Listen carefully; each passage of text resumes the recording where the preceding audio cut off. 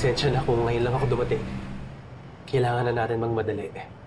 Ang kailangan natin, mas maraming ebidensya. Kailangan natin maghanap ng paraan para ma-question natin lahat ng hawak nila. Ang kulang na footage ng CCTV, ang mga ebidensya laban sa ate mo. Yung affidavit po ni Mang Dolpo, makakatulong po ba sa atin yun? Ayun yung simula. Pero we need more.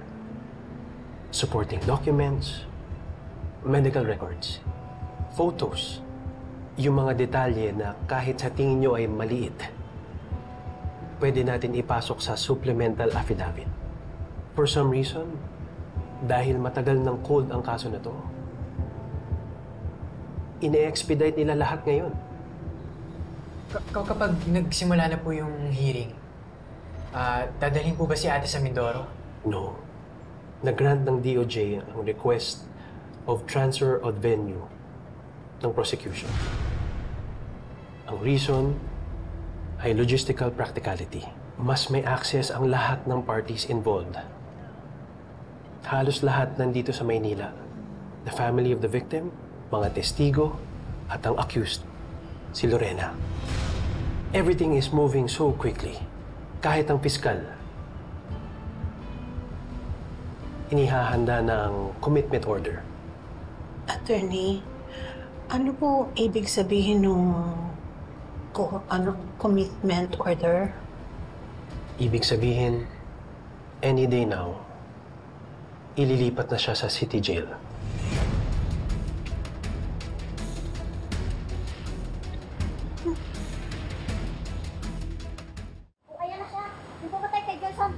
So, totoo nga, Carolina Astor, ang bagong asawa ng dating asawa ng biktima. Ikaw pala ang salarin.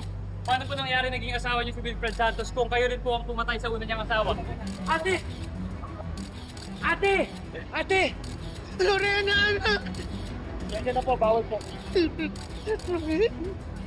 Carolina Astor, alias Lorena Herrera.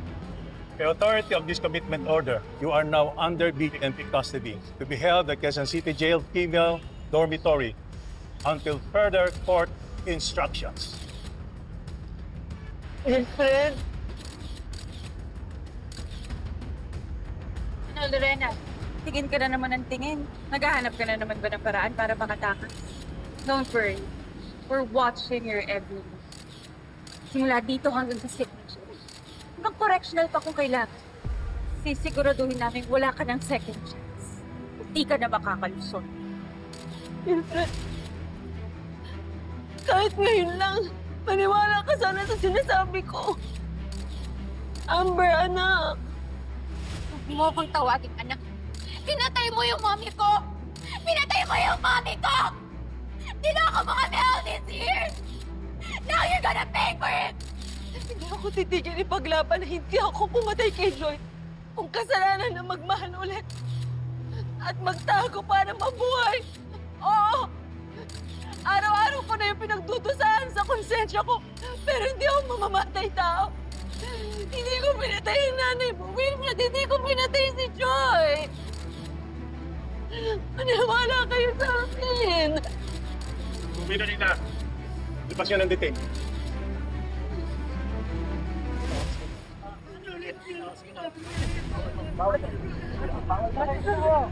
Lorena! Lorena! Lorena! Lorena! Lorena!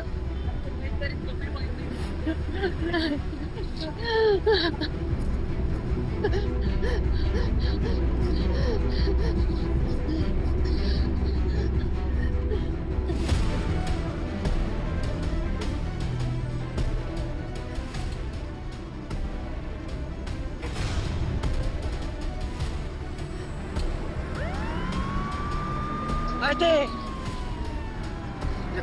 Ate!